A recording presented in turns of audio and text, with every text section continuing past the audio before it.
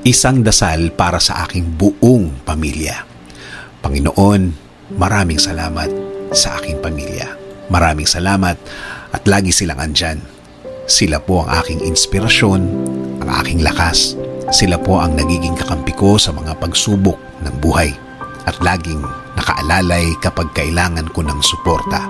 Lord, kasama po ng aking dasal na ito na mas mapalapit sila sa iyo, mas makilala ka nila, mas malaman pa nila ang iyong kabaitan, kasama ng nakita nila sa aking buhay na ikaw ang pinagkukunan ko ng lakas sa araw-araw. Kasama na rin ang aking dinadasal na tulungan niyo rin ang bawat isa sa kanila sa tuwing kailangan nila ng tulong ninyo, Lord.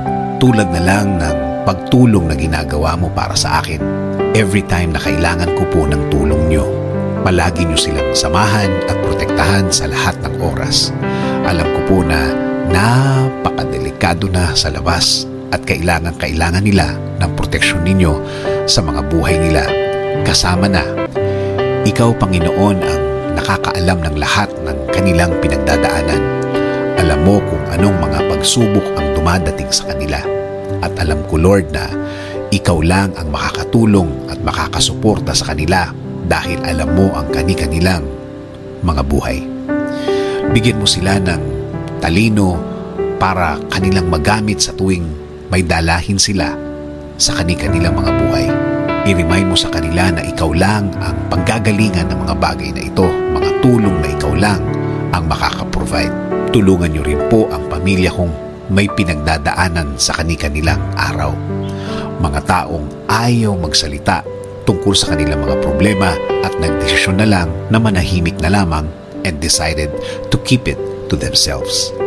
Panginoon, alagaan niyo po ang lahat ng magulang, kapatid, at lahat ng miyembro ng pamilyang Pilipino. Patuloy niyo kaming ilayo sa lahat ng uri ng sakit. Ilayo niyo po kami sa lahat ng uri ng masama. Manatili po sana ang inyong peace sa aming mga puso at isipan. Patuloy niyo pong i-guide ang aking buhay. Bigyan niyo po palagi ng direksyon ang aking araw-araw at ng aking buong pamilya. Patawarin niyo po kami sa lahat ng aming kasalanan sa inyo, Panginoon.